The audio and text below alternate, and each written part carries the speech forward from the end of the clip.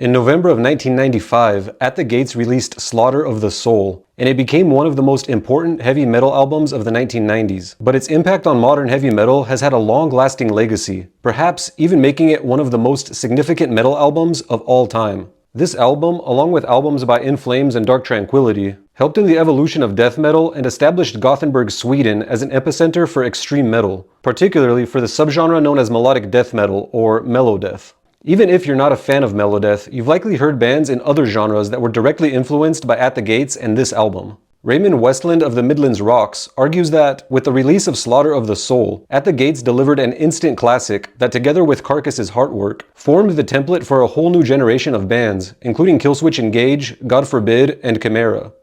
But Slaughter of the Soul's impact has gone even further, providing a fresh template for heavy metal in general. Rolling Stone has included it in its top 100 metal albums of all time, but at number 79, even this is an egregious lowball. Filmmaker Sam Dunn went so far as to state that in the 1990s, this record, for many of us fans, saved the genre. And heavy metal in the United States in the early 2000s received a huge shot in the arm thanks to this album, with bands like Trivium, Darkest Hour, and As I Lay Dying directly citing it as a major influence. Aside from the musical impact it had, it was also commercially successful, at least for an underground band from Gothenburg, Sweden. According to lead singer Thomas Lindberg, it sold really well, at least when compared to what we'd done before, and things were going so well. We toured Britain, Europe, and America, and were set up for the next record. But despite the impact and success of the album, the band broke up less than a year later and wouldn't put out any further material until 2014. Now, I think it goes without saying that it's pretty rare for a band to collapse after finding success, especially after already putting out 3 prior full-length albums. So what happened to the band, and why did they stop making music for almost 20 years?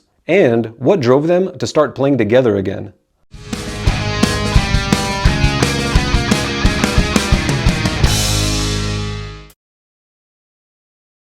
Hi there, I'm Joe Meyer, and this is Heavy Academia, a forum for discussing bands and genres and their histories. And today, I want to talk about the fallout surrounding melodeath masterpiece Slaughter of the Soul. But first, please consider helping me out by hitting like and subscribing to my channel so that you can stay up to date with all my videos. Now, when it comes to why At the Gates so suddenly broke up after the release of Slaughter of the Soul, a common and more well-known explanation is that while the album brought the band a new level of success, they simply cracked under the pressure and called it quits.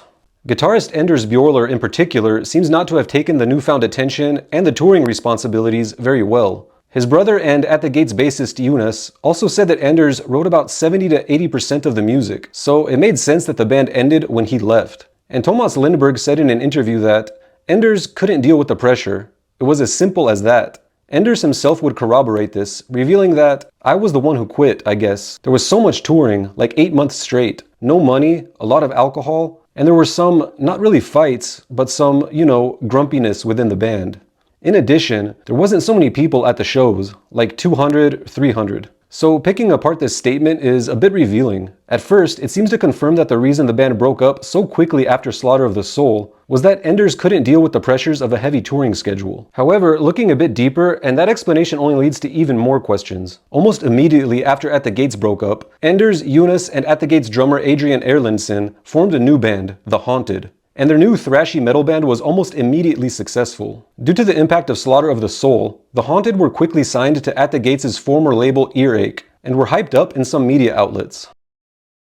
And while the band didn't tour as vigorously as Anders claimed At the Gates were expected to, they did tour quite extensively, including a tour of the UK with Napalm Death in 1998, and a tour of the US with Testament a year later, which Anders claims they also didn't really get paid for. So the idea that touring pressures broke At the Gates up doesn't really stand up on its own, especially since Anders had no problem touring with The Haunted just a couple years later. Now, going back to his statement about quitting At the Gates, Anders also revealed that while there was heavy touring in support of Slaughter of the Soul, there also wasn't a lot of money or people at the shows, which hints at another reason for the breakup.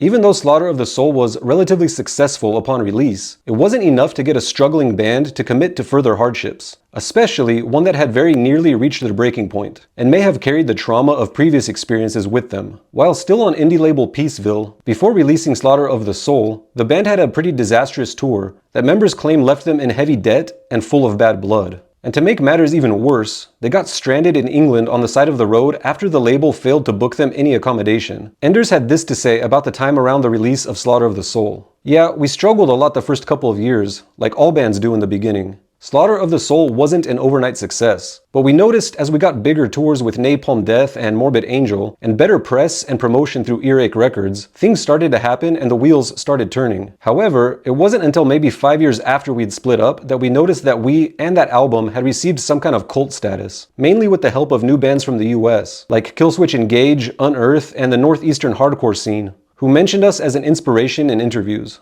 Also, Tomas would reveal that after the release of Slaughter of the Soul, the band got annoyed with people disregarding their earlier work, and he stated in an interview that it's the real reason we broke up back in 1996. The mental anguish of having all our previous work dismissed was too much to handle. I started to question whether we even had written any other songs. I was losing touch.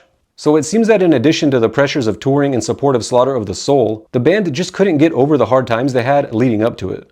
But even if Slaughter of the Soul couldn't save At the Gates at the time, it did help the members as they moved forward with their own careers. So after all of this, why did they get back together? After At the Gates, the band members would go their separate ways and find success on their own. Despite their individual success, At the Gates shocked the metal world by getting together in 2007 to prepare for a one-off tour the following year in 2008. The short reunion tour would set the foundation for even further collaboration, culminating in the release of At War with Reality, which was released in 2014, almost 20 years after Slaughter of the Soul. While not as groundbreaking as its predecessor, At War with Reality was a major hit and even reached Billboard 200. This marked one of the biggest comebacks in heavy metal history, and the band didn't stop there, releasing To Drink from the Night Itself in 2018 and The Nightmare of Being in 2021. And one explanation for the reunion tours and the new releases might be that after seeing the success of Slaughter of the Soul over time, it made financial sense to get back together. However, according to the band members, money wasn't the main motivating factor for reuniting and releasing At War with Reality. Instead, it seems that the band used the opportunity to do something they felt they couldn't do after releasing Slaughter of the Soul, which was incorporating the more straightforward and complex death metal elements of their earlier releases. According to Lindbergh, in At War with Reality, we have embraced what we thought was the best parts of our whole career on this record, and not just Slaughter of the Soul. So if they were motivated by money, the best business move would probably have been to try and make some kind of Slaughter of the Soul Part 2. But when asked if the legacy of Slaughter of the Soul impacted the writing of the new album, Enders stated that, as weird as it may sound, not really. I'm the kind of person who likes to live in the here and now, and I'm not particularly interested in my musical legacy as such. Slaughter of the Soul was recorded 19 years ago, and it's a good album for its time. So even though At the Gates were not necessarily trying to bank on the success of Slaughter of the Soul, its legacy did give them a bit of extra motivation for taking chances with At War with Reality. And Lindbergh revealed that, we knew that people were going to listen, and that was an inspiration itself. We knew that we wouldn't create in vain. So one of the main takeaways from this story, in my opinion, is that a lot of bands struggle in the beginning, and those experiences can doom a band even after they become successful. But At the Gates has shown us, from Slaughter of the Soul to At War with Reality, that with a little, or in their case a lot of time, comebacks are possible, and bands that have broken up and been lost to history or that have been written off can always come back and surprise us all. So what do you all think about the way At the Gates broke up and then reunited? And more importantly, what do you think are some of the most significant comebacks in heavy music history? Let me know what you think in the comments, and I'll see you next time on Heavy Academia.